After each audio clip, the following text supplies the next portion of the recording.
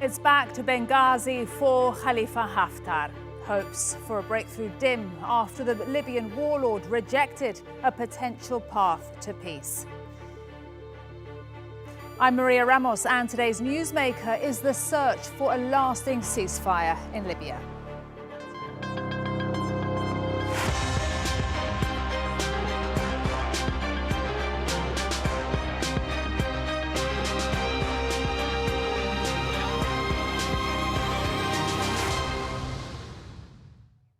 For the past 9 months, forces loyal to Libyan warlord Khalifa Haftar have been trying to seize the capital, Tripoli.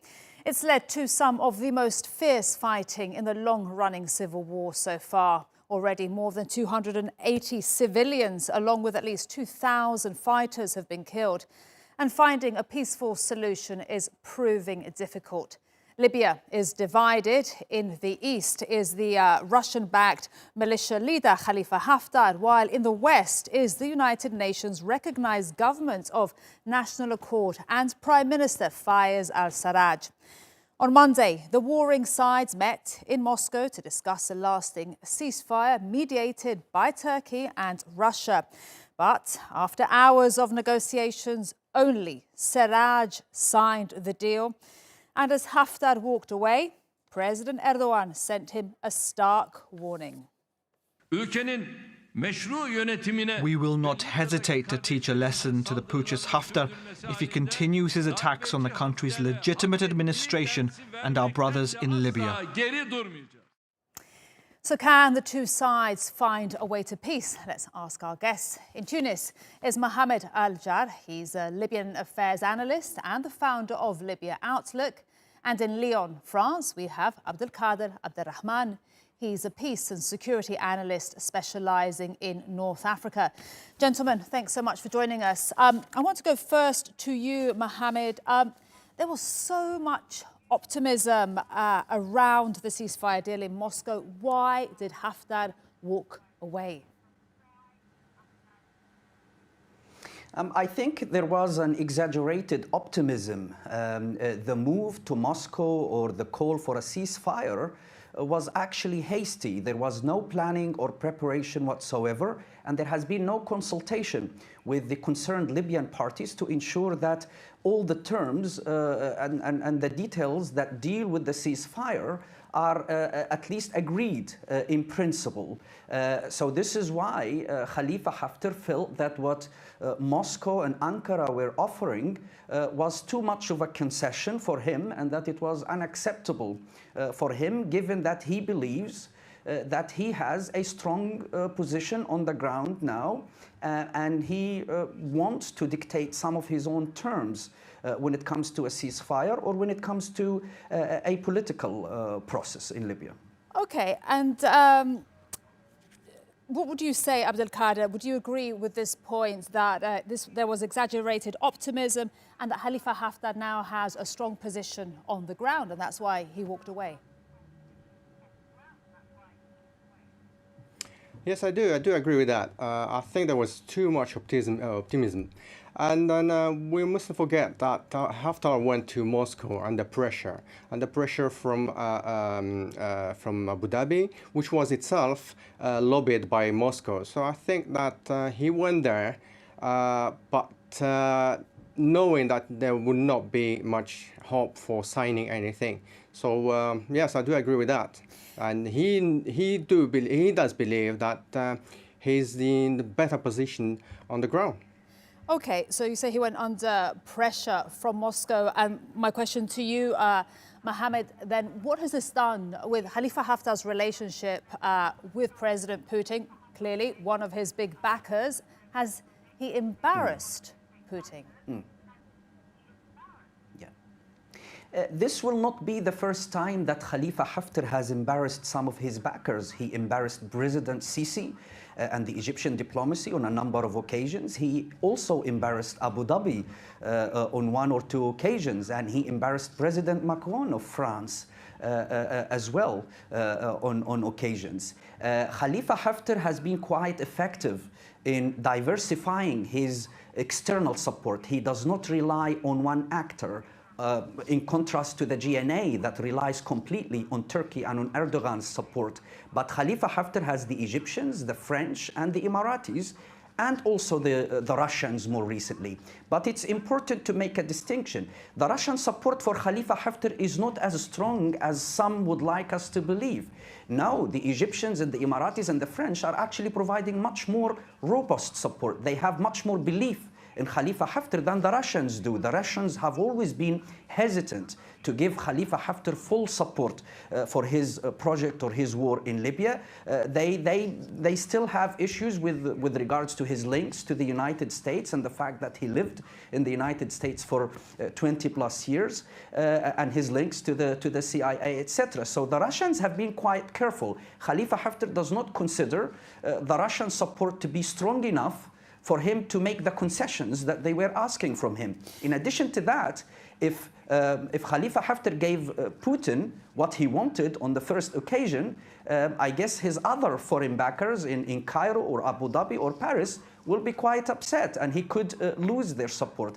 But I think Khalifa Haftar thought that he has enough space to maneuver and to reject this deal, given that he sees that it was asking for more concessions than he is willing to give.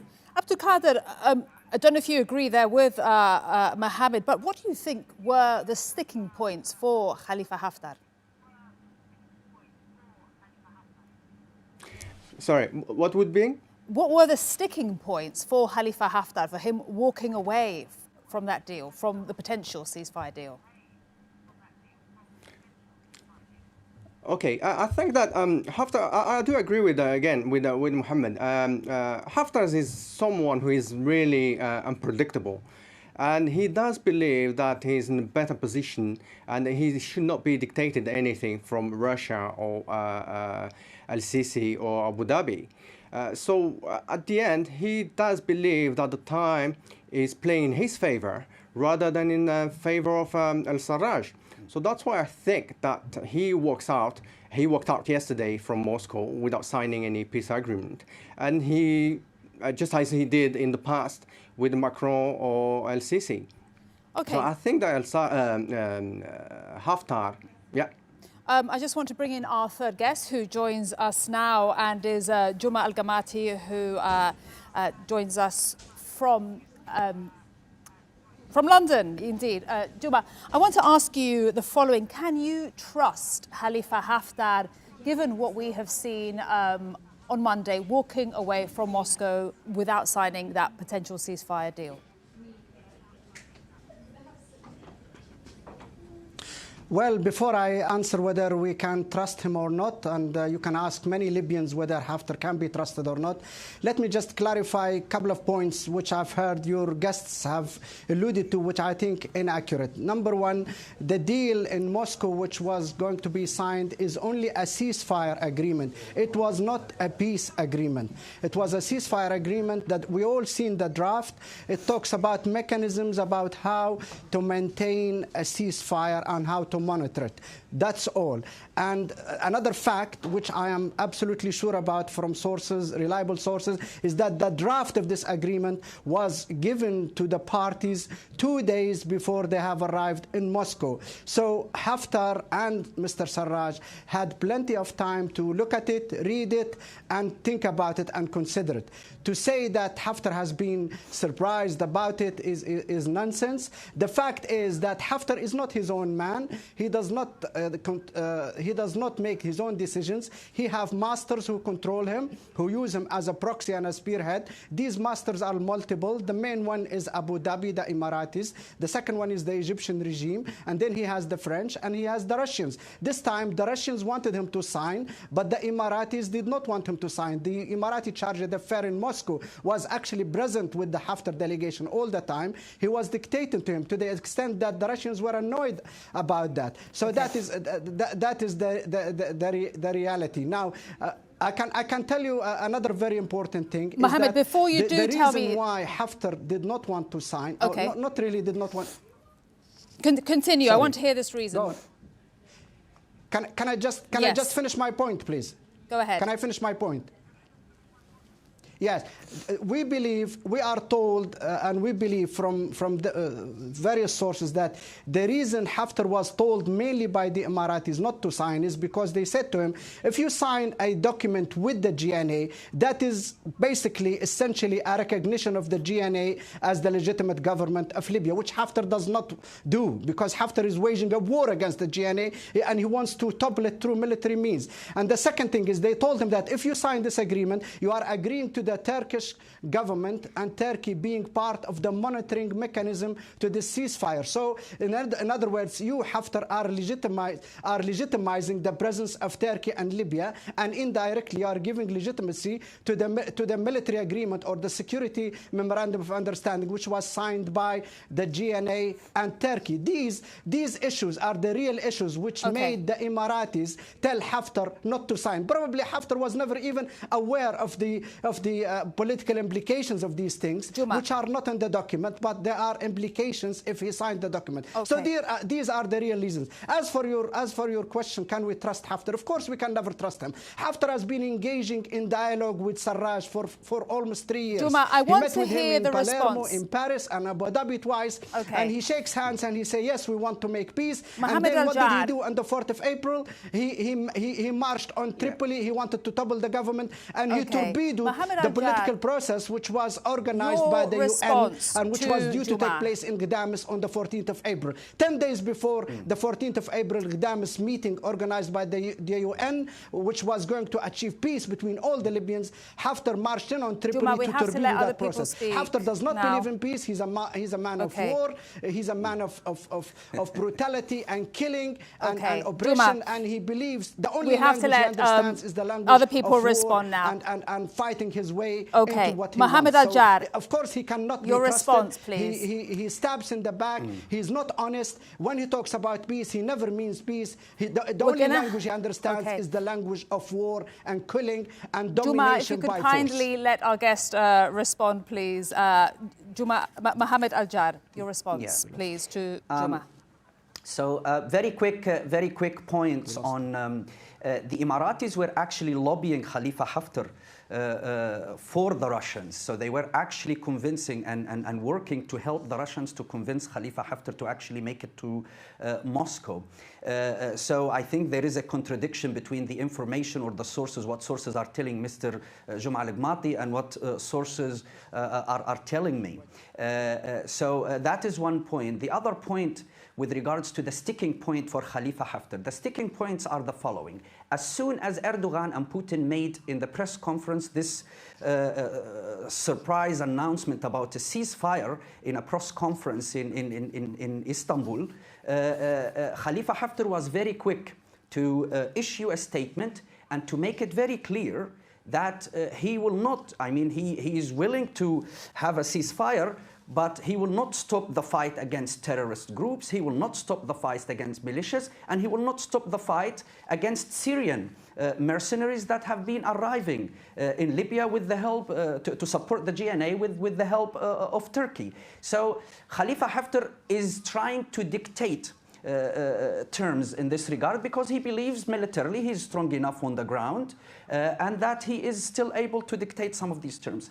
The other sticking point for Khalifa Haftar and his delegation was the attempt to divide the House of Representatives or to officially institutionalize the already existing division of the House of Representatives. Mohamed Eljarh, we've run out of time. Now we're going to say goodbye now to Juma and Mohamed, but Abdelkader, do stay where you are. As we look at violence a little further to the south. Now, aside from Turkey and Russia's efforts to bring peace to Libya, France is seeking ways to combat terrorism in the Sahel region. Fighters linked to Daesh and Al Qaeda have gone from strength to strength, and security in northwest Africa has gone from bad to worse. Thousands of people have been killed by militants, and that's exactly what French forces were supposed to stop from happening. So, what went wrong, and is it time they left? Haider Abbasi has this report for us.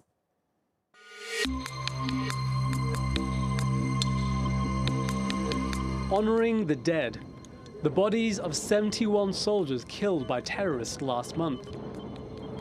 They were killed in one of the worst attacks on Niger's military. The men were targeted at a base close to the border with Mali. And it's not just Niger that's under attack. The UN says violence is surging in a region in Central and West Africa known as the Sahel. The UN says 770 people were killed by militants in Mali, Burkina Faso and Niger in 2016. Last year, that number was more than 5 times higher, with at least 4,000 people killed in those same countries. Leaders from the region have met in France to discuss how to tackle the crisis. The summit was meant to happen in December, but was postponed because of that attack in Niger. Since 2014, around 4,500 French soldiers have been helping fight militants in 5 African states, all of them former colonies. Aujourd'hui, à travers la déclaration que nous adoptons, les chefs d'État du G5 Sahel ont exprimé leur souhait de la poursuite de l'engagement militaire de la France à travers Barkhane, de nos forces d'engagement, de la présence européenne et de tous les alliés dans le cadre de cette coalition. French and regional forces will now come under one command. The new structure has been named the Coalition for the Sahel. Macron has also promised to deploy an extra 220 French soldiers.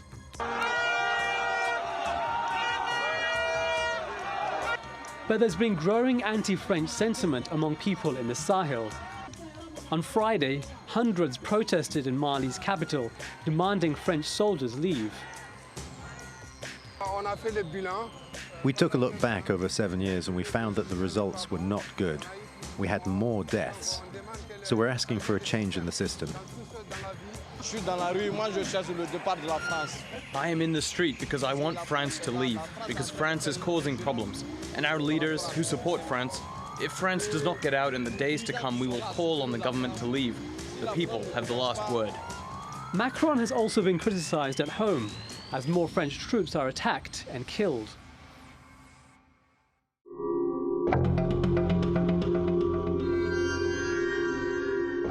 The Sahel is considered a lawless and impoverished region.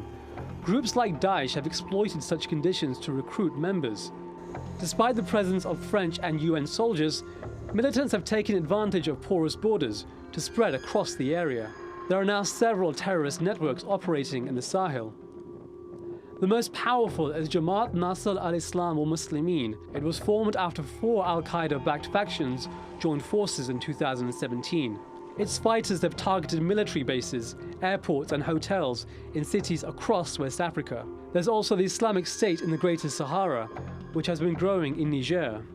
With attacks becoming more frequent in the Sahel, will the new international force be enough to combat the growing threat? Haider Abbasi, The Newsmakers. Now, still with us in Lyon is peace and security analyst Abdelkader Abderrahmane, and Nabila Ramdani joins us from London. She's a French-Algerian journalist and a commentator specializing in French politics and the Arab world. And in Paris, Emmanuel Dupuy, he's the president of the Institute for European Perspective and Security. Thank you all for joining us on the Newsmakers. Nabila, I would like to start with you. Why is the violence getting worse and worse?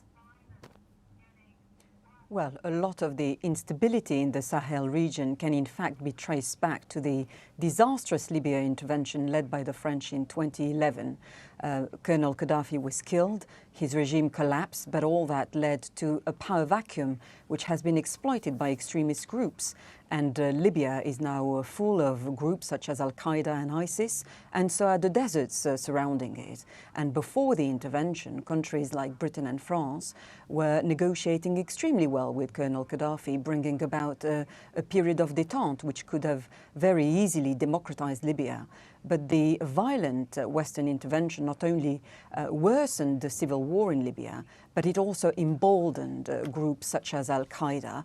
And we've seen the consequences following the intervention in neighboring countries like Algeria, with the attack on In Amenas, for example, the gas facility, which led to groups such as Al Qaeda killing foreign hostages.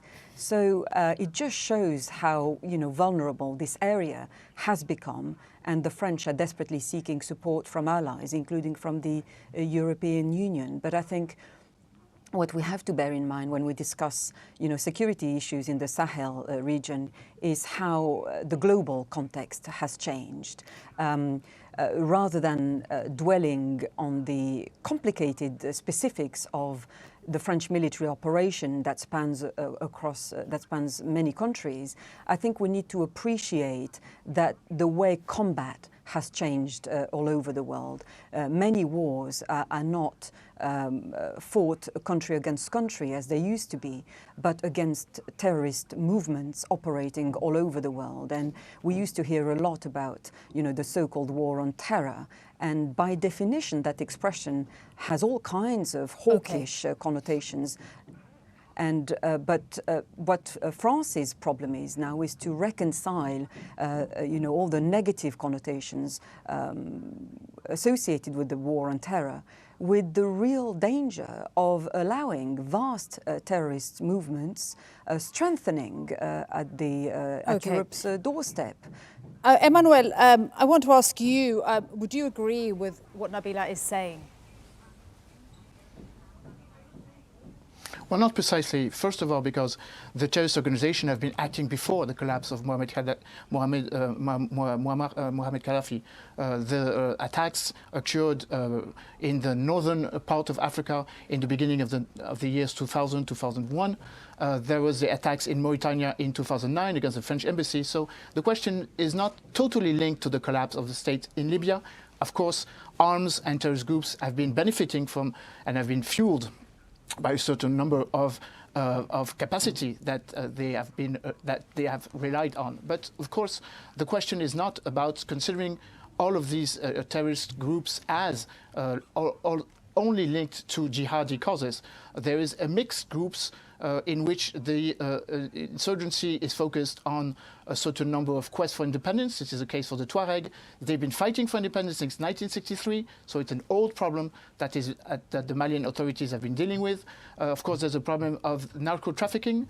All of these groups have a lot of finance, and this financing and allowing them to have a lot of weapons come from the drug smuggling and smuggling, of course, of human persons as well. 50 million euros have been benefiting from that, and we do still have hostages in that area. France still has an hostage. It used to have more than 7 hostages. So I will not totally define the problem of the insurgency linked to the collapse of the states in Libya. Nevertheless, the problem is about the inaccuracy of these states, not only the 5 G5 countries, Mauritania, Mali, Burkina Faso, Chad, and Niger, who have gathered in Pau, but it's a problem of governance, fight against corruption, a problem of asymmetry between the center and periphery, and this is not only the problem of Sahel, it's a problem of all of the West African countries. Okay, my question to you, Abdelkader, is this the time for France to go, for their troops to leave, because they were brought in to bring peace to the region, and that isn't happening? It is indeed time for France to leave, but as we saw yesterday with the announcement of the sending of 220 more men to Mali, there's a clear indication that France is not about to leave anytime soon. Beyond that, and moreover, France cannot leave at this moment after having created such a chaos in the whole Mali and in the whole Sahel region. I do agree with Emmanuel and Nabila.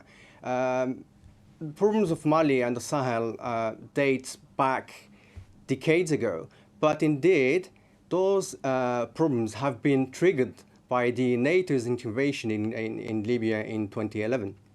Having said that, I do believe, and I'm deeply convinced, that what's happening in Mali and in Sahel is more than what we're talking about: terrorism, the fight against terrorism, drug trafficking, poverty, and everything. We have, first of all, to clearly define what we mean by Sahel, because generally speaking, we think of Sahel as the G5 Sahel countries, but the Sahel stretches from Senegal to Djibouti, and this is what we have to look at. And I do believe that there is a strategy, there is a geo-strategy being put in place where France is deeply interested, and that stretches from Senegal to Djibouti. Nabila, we can link Mali to Libya and okay. to Chad and to Djibouti. Nabila, question to you. Do you think French troops should go or stay?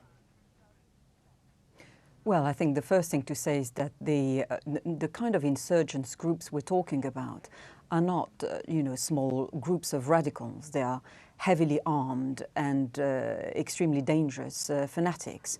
And the most recent attempt by the French to take action against these groups was not taken by a right-wing hawk, but by François Hollande, who was a very conciliatory socialist, since he knew that if he ignored such threats by groups like Al Qaeda or ISIS in Africa, it could lead to horror, not just against Africans who live in that part of the world, but also threaten European lives.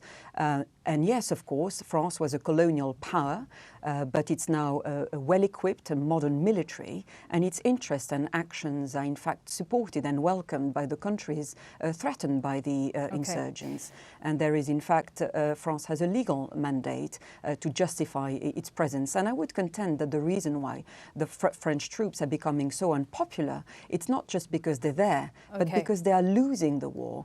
With if I may make that point quickly, with 4,500 French troops and more than 500 armed vehicles, you would think that the French would have wiped out the insurgency. Okay, but they're in fact Nabila, I just have to cut you off. We have 30 seconds to go. Emmanuel, a question for you, the final one. Do you think France needs more help in this region, outside help, a more global support? You have about 20 seconds to answer. Well, of course, and of course we need help on two bases. First of all, operational basis, and this is why we have called for the new coalition and a new task force linking the special forces, and this is why we are making this call towards our European friends. And of course, when it comes to dealing with terrorism, it's not only a military or cynical approach which is needed, it's a global approach, and this is why the presence of the United Nations Secretary General Antonio Guterres in Pau was important. To all our guests, thank you so much for joining us. Great to have you on the show. And for all of you, thanks for watching us here on The Newsmakers, and see you next time. Thanks for your company. Bye-bye.